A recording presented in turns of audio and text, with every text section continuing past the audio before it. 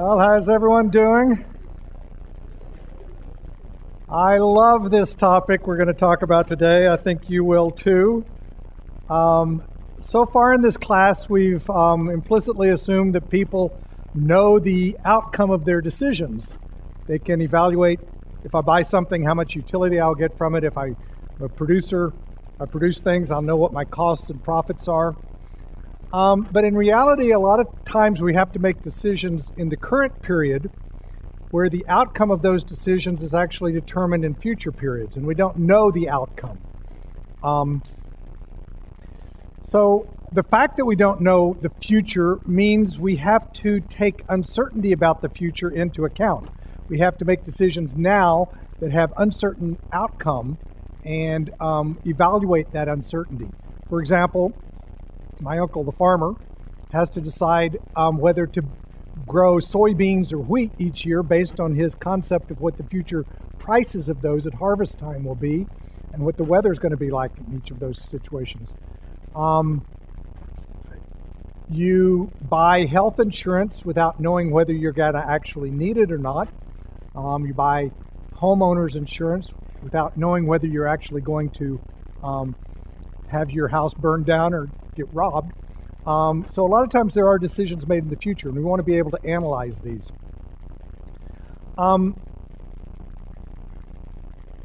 And so there's two things I want to talk about today. One is how to analyze future uncertainty in our current decision making, and then secondly, how markets get created to, in a sense, reduce the uncertainty in the future, or sometimes increase the uncertainty. So there's two concepts here that are motivating all the analysis we're going to do. One is called the von Neumann-Morgenstern utility, and the other one is how to take expectations over future events. So let me go through each of those two, and then what we're going to do is show how those concepts actually give you a good idea of how to handle uncertainty in the future, or how consumers handle that, and then how markets will. Okay, von Neumann-Morgenstern utility. If you've been reading the book, you realize that there is a utility function that is discussed in the book where the amount a person consumes of different goods produces some well-being that is called utility. Okay. That's a standard utility function that's used in economics a lot. The von Neumann-Morgenstern utility is not that type of utility function. So this is a slightly different concept of utility. What it does is still measure happiness, well-being, the well-being of the person, but instead of being a function of the goods that you consume, it's a function of your buying power.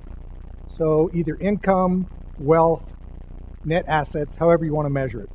So it is a measure of how well off we are as a dependent on how much income we have, how much wealth we have. It's expressed often, income is often expressed as a Y, or net income or wealth, and then the utility from that income is just expressed as utility of Y. Now there's a couple of things we can say about this utility function without actually knowing what it is. Since it's utility, it's a measure of happiness, and obviously there's no units for happiness. It's even hard to think about how you would measure it in any objective sense. But this is one thing that I hope you've realized in this course. You can often learn a lot about things without knowing anything more than just the shape and direction of effect. And that's what's going to happen here. We don't actually have to be able to measure the utility that people get at different levels of happiness to say quite a bit about how markets dealing with uncertainty will operate. First thing we can say, you probably will all unequivocally agree with this, is that your utility rises the more income you've got. There's a couple of things that actually to be said here because it's not as self-evident as it might seem. First of all, we're not comparing one person's happiness to another. We're not saying that one person who has low income is less happy than a person who has high income. This is the utility function for one individual person, giving that person's assessment of how happy they think they are at different income levels. All of us probably know people that are relatively wealthy who are still quite unhappy. Sometimes happiness doesn't come just from money. So it could be that someone who has a higher income is actually less happy than someone else if you could make these kinds of interpersonal comparisons. But we don't need to make those kind of interpersonal comparisons. All we need is to examine how it operates for one individual person. And also for one individual person, it need not actually be the case that your happiness does rise with your income. You might not actually be happier if you have 4 times as much money, but you think you do. So you operate, or you think you will, and so you operate, make decisions as if your utility gets higher with higher income. There's no one actually who wants less income. So even whether the reality is of that income bringing you greater happiness or not is not as relevant as the fact that we think it will, and so it affects the way we make decisions about the future. So the first thing is that utility rises with your income. And the second thing that motivates a lot of the results we're going to describe is that it rises at a decreasing rate. If you have very little income or wealth to start with, and you get an extra $1,000, you get quite a bit of extra happiness from that, or you at least think you will. Okay? Whereas if you already have a lot of money to start with, getting an extra $1,000 is not going to affect you much. In fact, there's a point at which getting an extra $1,000, you won't even notice it. It's like in the noise in your bank account. So your utility is less, it rises less when you have a lot of income. So what that gives us is this upward sloping utility function, which increases at a decreasing rate, such that it increases quickly here where you have little income to start with. Extra income helps you a lot, or you think it does. And as you get more and more income, extra income helps you relatively less. This is something that I think we all would agree is how we think of our happiness being related to income. And hence we make decisions on the basis of this. This last point, that it increases at a decreasing rate, is called diminishing marginal utility of income. Marginal utility of income is the extra utility that you get from an extra unit of income. It's the change in utility for a change in income, Y, and it gets smaller as your income increases. Again, marginal utility, since utility is not measurable in any units, marginal utility is not measurable also. But the concept still exists, and we know that the extra happiness you get from having extra money is greater when you don't have much to start with than when you have a lot. So again, it's still a usable concept. Okay, so this is the von Neumann-Morgenstern utility function. It's a utility function that is a function only of how much income or wealth that you have, not the actual goods that you're buying, because that's subsumed into your income. Now I want to talk about how to take expectations over future events. And the easiest way to describe this graphically is through considering there to be 2 things that can happen in the future. Either you have good luck or bad luck. My uncle grows wheat, and either there's good weather and he gets a good crop, or there's bad weather and he has a bad crop. Or you buy a house and good luck, everything's fine. Bad luck, it's right on an earthquake fault and it tumbles down in the next earthquake. So you have, in this setup that I'm using today, just 2 possibilities, good luck and bad luck. If we were to calculate a person's expected income, it would be a straightforward thing to do. It's just using arithmetic. The expected income for the person is the income that they would have under good luck, my uncle's big crop of wheat, times the probability of the good luck, plus the income that you'd get under the bad luck, times the probability of bad luck. That's all numbers that we can calculate. This is dollars, and these are probabilities that we can assess of the probability of one event versus another. And so we can actually calculate the expected income that we would have from uncertain future outcomes. So for example, we're going to use this in a bit.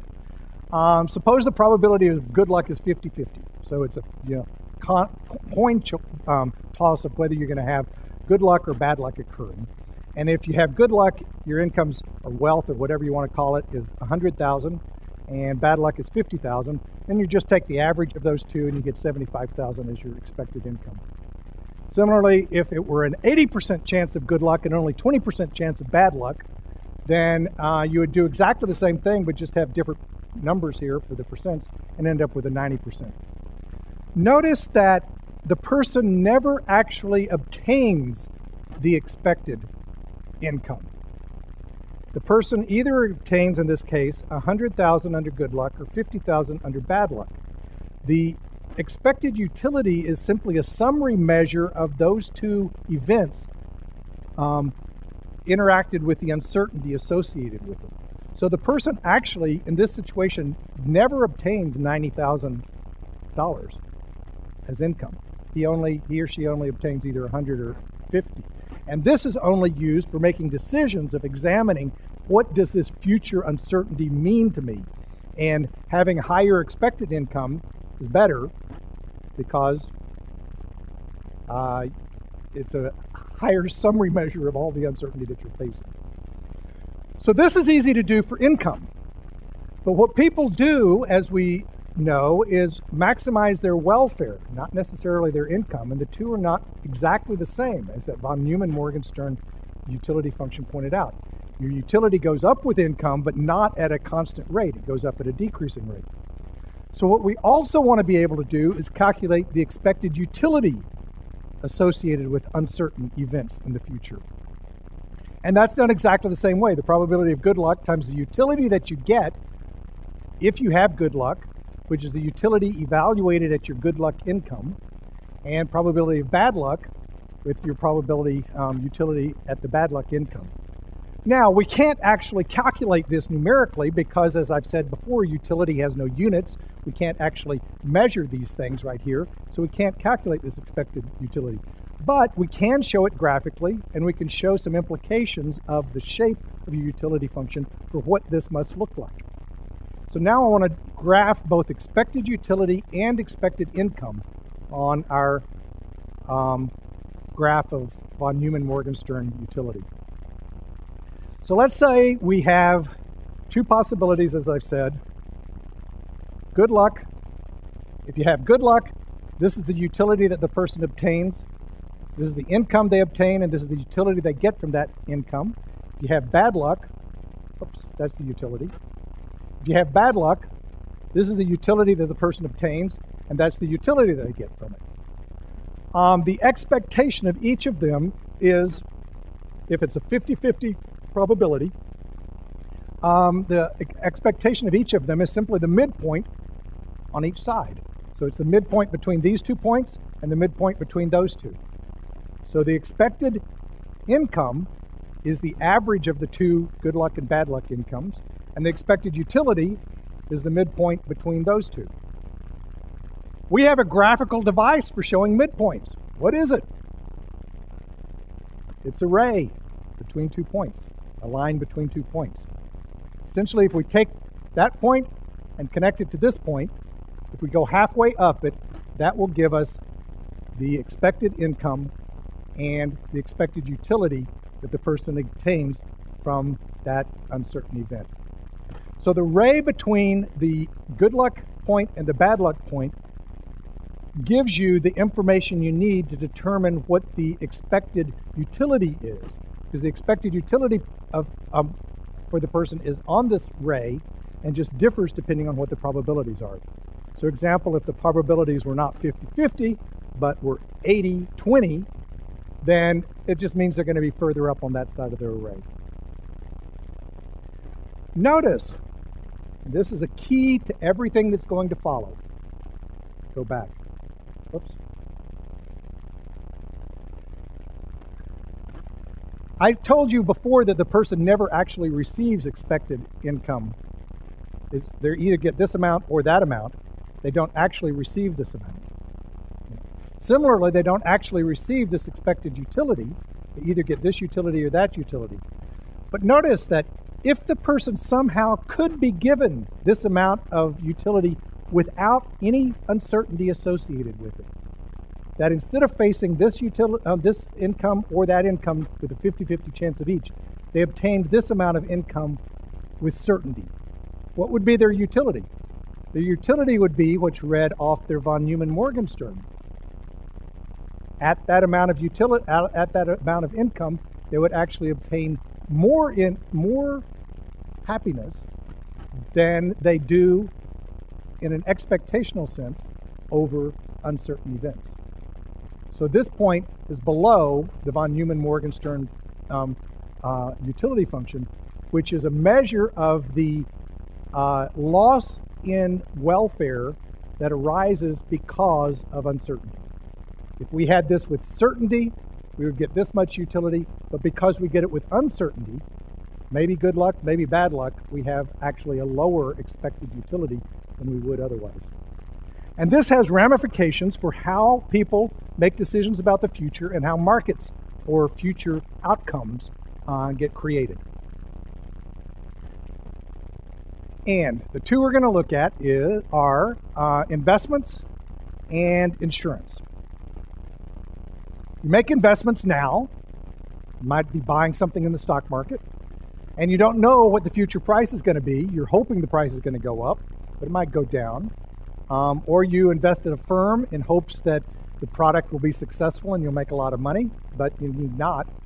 And so this is a perfect example of how we make decisions now with uncertainty about what the outcome is going to be and have to somehow reconcile that uncertainty.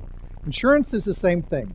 Insurance is actually a mechanism for reducing the uncertainty that we face in the future, because you can insure against certain things that might happen, like you have earthquake insurance that protects you if there is an earthquake.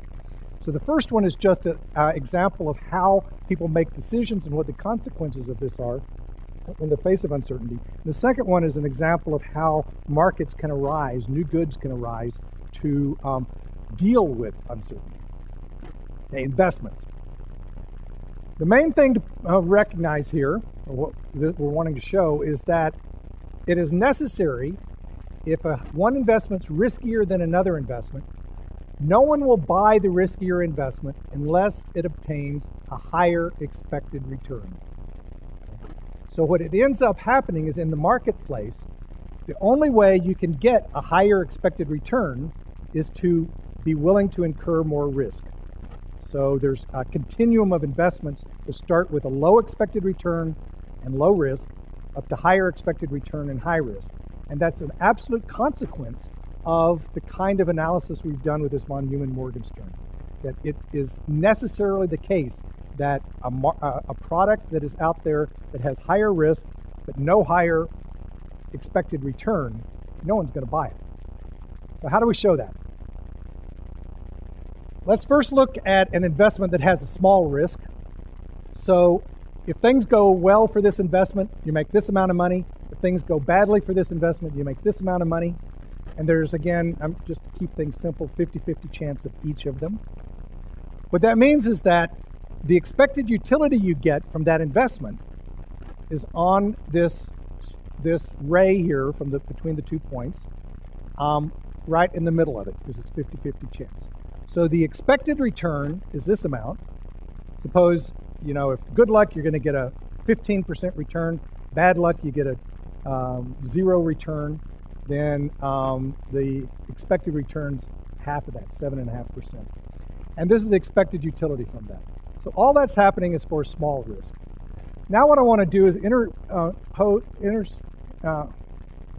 put on top of this graph a graph of an investment that has the same expected return but more risk. So what I've done here is kept the expected return the same, but just spread out the good luck and bad luck points. So now, if you have good luck, instead of getting 15% return, you could get 40-50% return, something like that. Bad luck, instead of getting 0 return, you could lose money, like lose 20% or something. So all I've done is spread out the two endpoints. And again, it's the ray that connects these two. The midpoint of that ray gives you the expected utility that the person obtains from that investment at the expected income.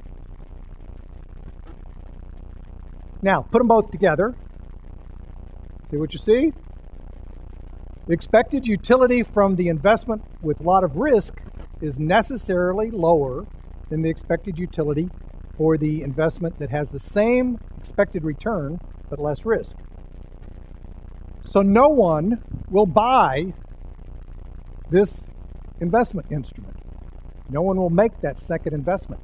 Why would you ever invest in this when you could get the same expected return with less risk?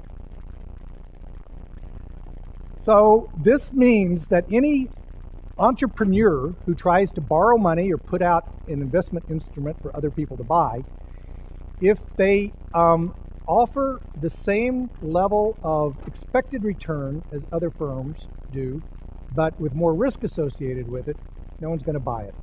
Again, the opposite of this is venture capital, where the risk is enormous. The returns are enormous, because otherwise they wouldn't get anyone to invest in it. It has to be an enormous expected return to be able to counterbalance that enormous risk. So how much extra do they have to give as an expected return? Notice that the person is going to choose the one that has the higher expected utility. In this case, everyone will always choose the one with the smaller risk because they get higher expected utility than with the greater risk. The only way you would make anyone choose the second one is to somehow change it such that the expected utility is as great as the expected utility for the small risk investment. And how can you do that? The only way to do it is to shift it over to the left. So what I'm doing here is moving both the good luck and the bad luck points off to the left, to the right. So I'm taking that curve and I'm moving it over. See that little arrow that shows it's moving over? So it twists and moves up the curve. And now I've moved it just far enough to where now its new midpoint is exactly where the expected utility for the small risk investment was. These two investments are now seen to be equivalent from the person's perspective. The small risk with a low expected return gives the same expected utility as the high risk with a higher expected return. But the only way that can happen is for the higher risk one to be giving a higher expected return, that is moving further out on the von Neumann-Morgenstern thing. And this essentially is the risk premium that is required for the extra risk, how much the seller of that risky instrument has to provide as expected return, extra expected return to compensate for the risk. This is one reason the stock market is so problematic nowadays. The amount of swing in the stock market and uncertainty about what's going to happen is not just swinging like we always know it's going to go, after it's gone down, it's going to go up. I mean, there's really uncertainty about what in the world is going to happen with it. And this in itself is preventing investors from putting in money because the volatility or the risk involved has increased, and there's no sense that the expected returns has increased. So and that could just mean further decline in the long term for the market. Because this has to occur. You can only have people invest in riskier investments if the return is higher. Why is this? What is actually going on here? This is important before we get to insurance. I want to go back to this graph here. Why is it that the expected return from a risky investment is less, the expected utility from a risky investment is less than the utility that you'd get if you got this amount of money with certainty? If you got this amount of money without any risk, you would get the amount read off the von Neumann-Morgenstern, whereas now you're getting less because of the risk. What is it that hurts, that's causing this? Press? Stress. That's part of it. You don't really know how to plan. It's a little paradoxical because you'd think, your expected return, you got a 50% chance of being above it, you got a 50% chance of being below it. It should wash out. But it doesn't wash out because the shape of this is such that increasing your income helps you less than decreasing your income hurts you. That's the basic reason for people disliking risk. losing $1,000 hurts you more than gaining $1,000 gains you. It's because of $1,000 means more to you when you have less income. So losing it puts you in a lower income area, and it hurts you more than gaining it. $1,000, it might be hard for you to relate to that, but say $10,000 or $50,000. Losing $50,000 is going to hurt you a lot more than gaining $50,000 is going to help you. And so even though the dollar amounts, gaining $50,000 or losing $50,000, are equivalent and 50-50 chance they wash out, the utility associated with it is not, does not wash out, because the gain is less valuable than the loss is. And that's what is the basis for all analysis of risk, that people's gains are less valuable than losses. And that's why an investment that gives greater risk has to pay a higher expected return. And it's also why we buy insurance, which is the next topic.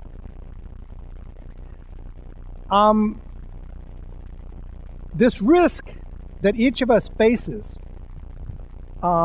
insofar as it's related to events that are independent over people, like whether your house burns down, whether you get burglarized, whether your car is in an accident, something like that, that risk is a cost that each person faces for the reasons I just described. It places uncertainty in your future, and the potential gains don't balance out the potential losses. What that gives then is an actual market opportunity for firms, entrepreneurs, to come in and aggregate risk and reduce the risk of each individual person by selling insurance. That's what insurance does. Essentially takes risk of each individual person, aggregates it over lots of people, and that, in essence, reduces the total amount of risk available. For example, if the probability of your house burning is 1%, for any one person, that 1% loss, chance of a loss, could be very devastating. But we know that 99 people out of 100, their house isn't going to burn. And so a person can sell insurance at a fair rate that protects everyone against their house burning, and everyone then avoids the risk of having it happen. And the insurer doesn't have to bear risk, because if you're selling over enough people, it'll happen. 1% of the houses will burn, the other ones won't. And it'll work out to where the risk is substantially less, not necessarily gone. So how does this work? Here's an example.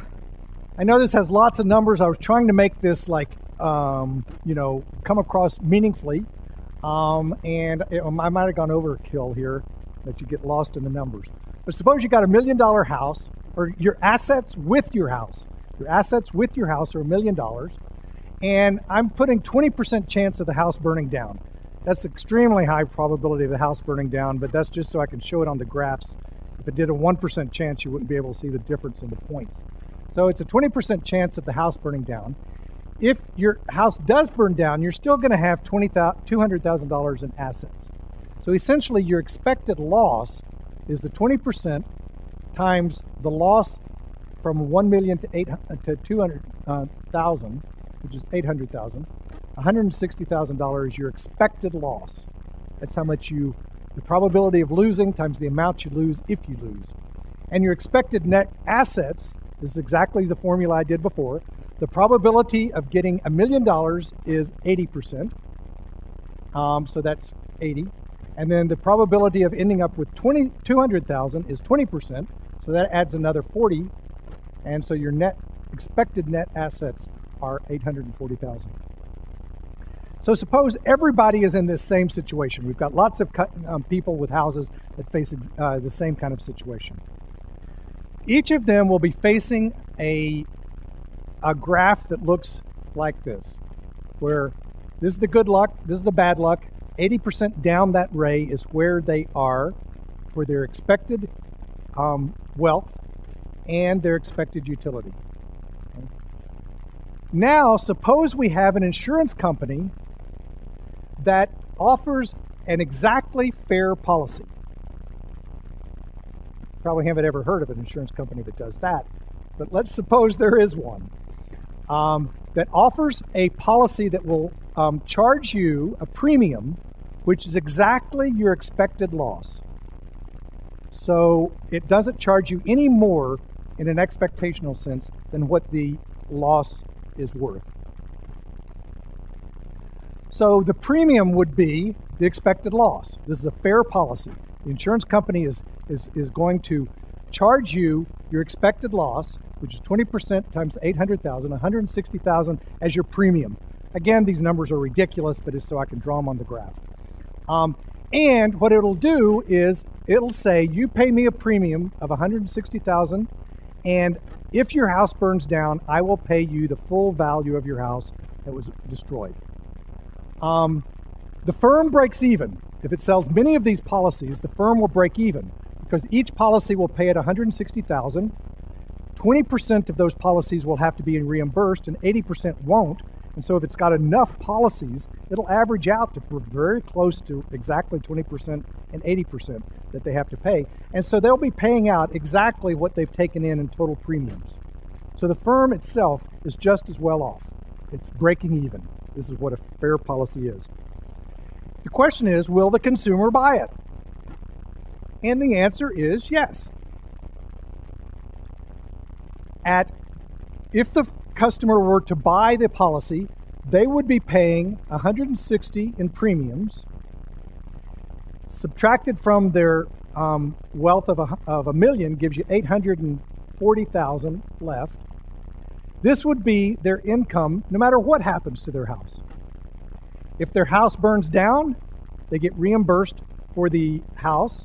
They still have to pay their premium of $160, but they get reimbursed for their house. And if the house doesn't burn down, then they're paying their $160 in premium. So this occurs no matter what. The person is now insured against any risk, doesn't have uncertainty about what their future wealth is going to be. And as a result, gets the amount that's read off of the von Neumann Morgenstern utility as their level of expected utility, or their actual utility in this case, because there's no risk involved. Now we put on top of that the graph that I had shown previously, which is their situation, under uncertainty. This is if their house doesn't burn down. This is if their house does burn down. 80% of the way up is the expected utility. Their expected utility under the risky situation that has the same expected wealth for the person is lower than if they could avoid that risk. So what the insurance company is essentially doing is selling risk reduction. And that is worth money to people insofar as there's a difference between the points on this ray and this curve. Insofar as people actually value more money less as they get richer, there is a value to reducing risk, and that is what insurance companies sell, risk reduction. The insurance company doesn't face the risk because for each individual person, the risk is, like I said, 80%, 20% that your house is going to burn down. But for the insurance company, if they sell enough policies, they essentially have no risk. It's going to end up by the law of large numbers that 20% will burn, 80% won't. There might be a little bit of movement around that, but not much at all. So a fair policy that's offered by the insurance company will be purchased by every person. This is why insurance is valuable. This is the potential value that insurance can provide. Okay. Now, an insurance company doesn't want to just break even, they want to make profit and positive profits. And so then the question becomes, how much extra beyond a fair premium can the insurance provider charge and have people still buy it? So there's a kind of gain here that can be shared between the policy holder and the policy provider, the firm, and what is the maximum amount of that increase in policy premiums that could be extracted.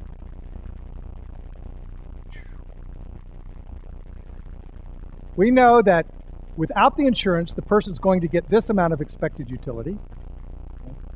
So if the insurance company, instead of charging a fair policy, which moves the person from 1 million assets without their house burning down to 840, paying 160 in premiums, they could reduce that person's income even further by charging higher premiums until the new point here intersects the von Neumann-Morgenstern utility function at exactly that same level of utility.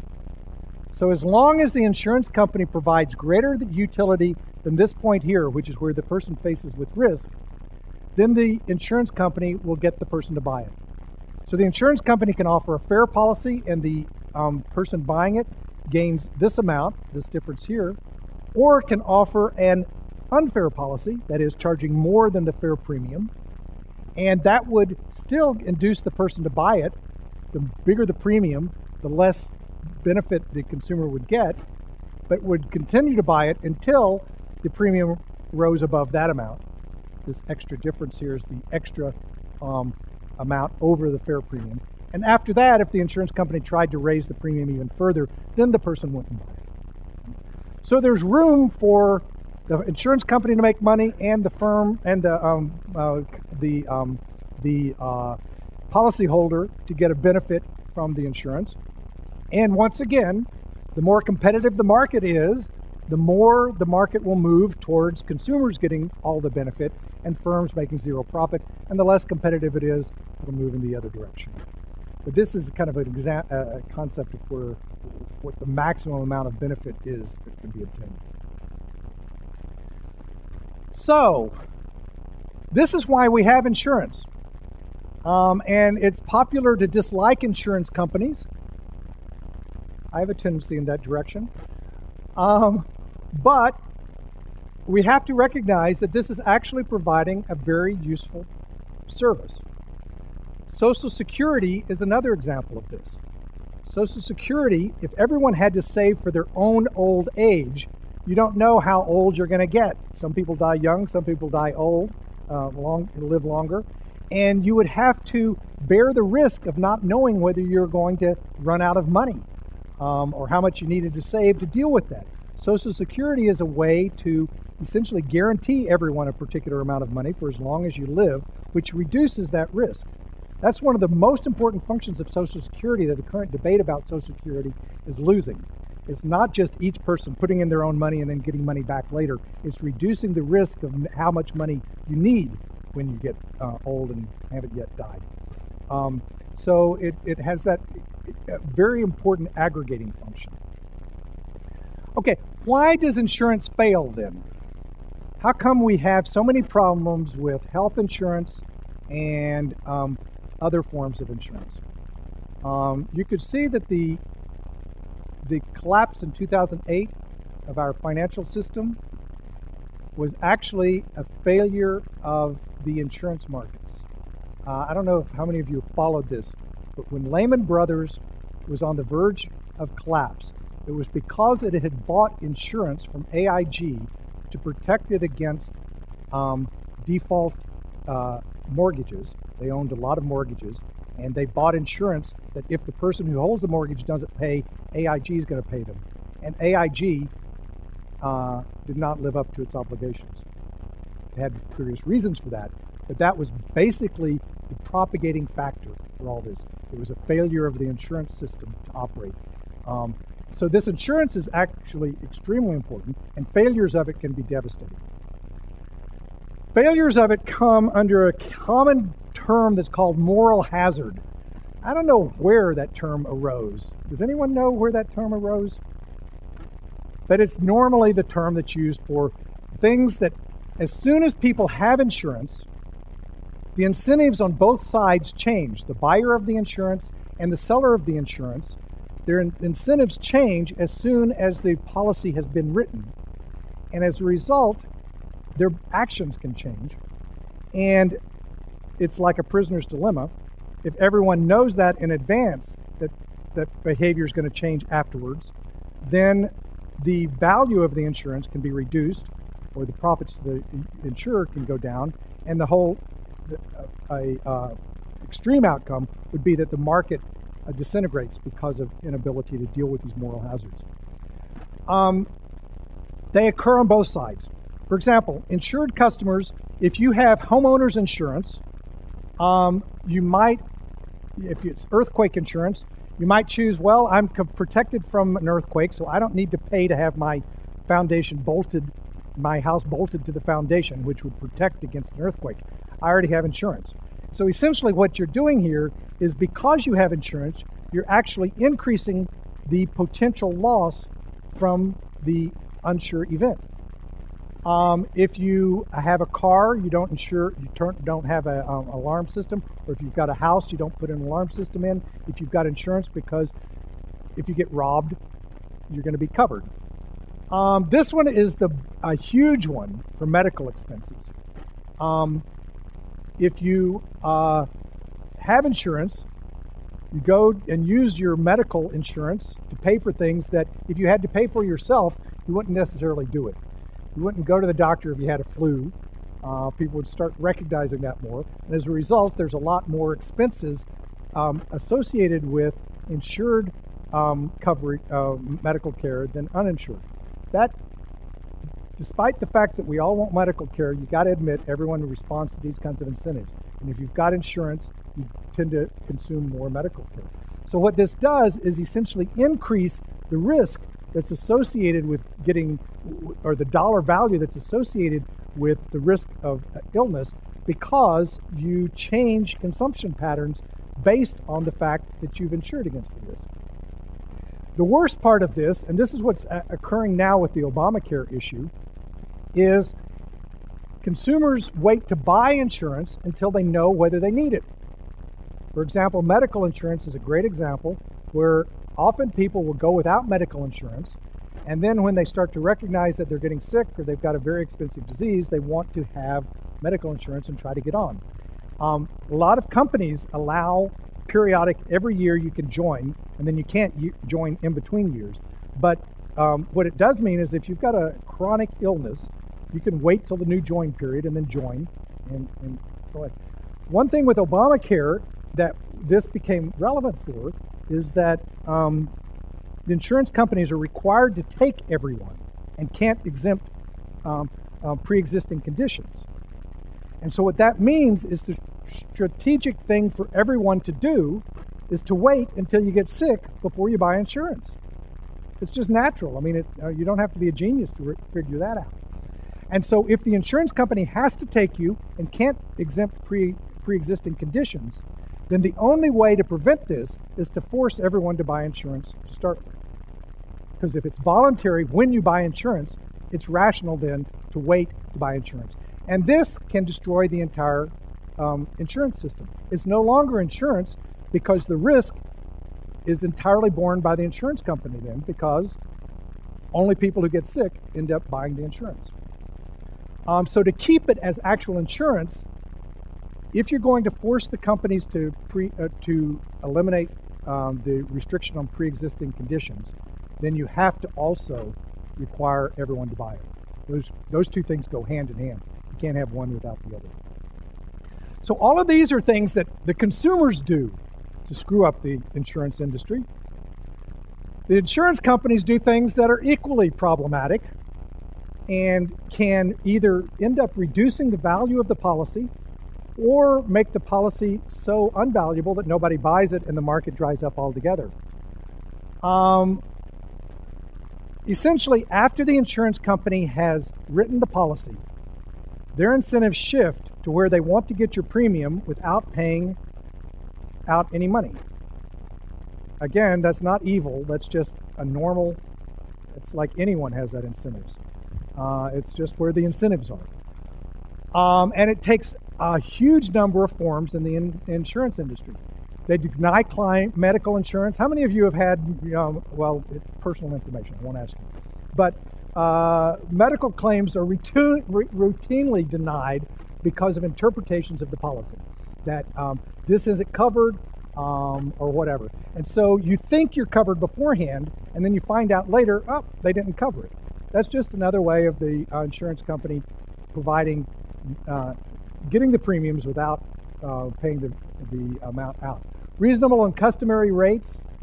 Practically all medical insurance has this reasonable and customary rates. You cannot get one of those companies to tell you what the reasonable and customary rate is in advance. And if you have a document showing afterwards what the reasonable and customary rate is, you cannot find a doctor who will charge it. So I don't know how this concept of reasonable and customary is established and how the courts allow it, but it's simply another way of not living up to the obligation. After you sign the contract, it's changed.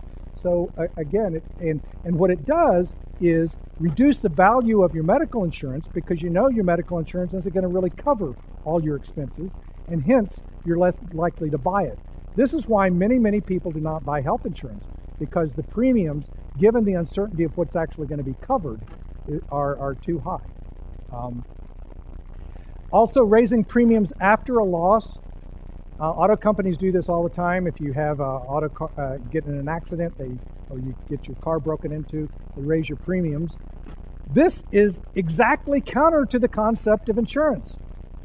This is saying if the bad event happens, you're going to have to pay more. But the whole point of the insurance was to protect you against bad events. This is a way to essentially undo part of the insurance after the contract has been signed.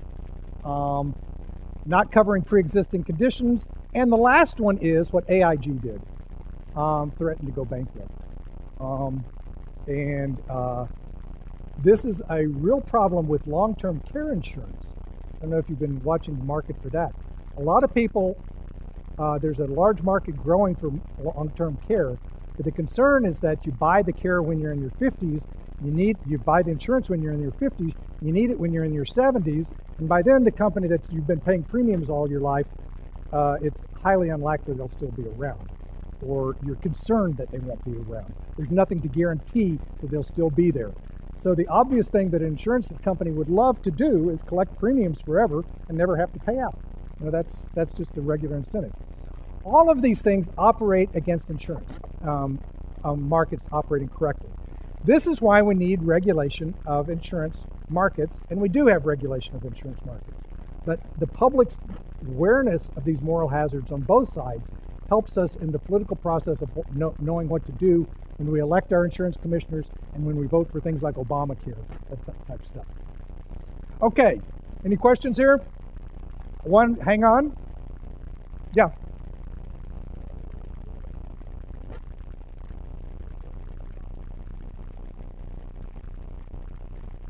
What's the economic benefit of allowing competition in this industry? There's really no reason to have one company selling all the insurance. There's no natural monopoly, because housing insurance, the only thing you need a company to be large enough for, is to have enough customers such that the probabilities actually work out. And there are enough people buying health insurance and enough people buying homeowners insurance to have lots of companies, each with lots of customers. And with competition, that's what moves away from higher premiums towards going back on the graph to where it's closer to a fair policy and consumers get more of the benefit. So that's the reason for having competition. Okay, see y'all Wednesday.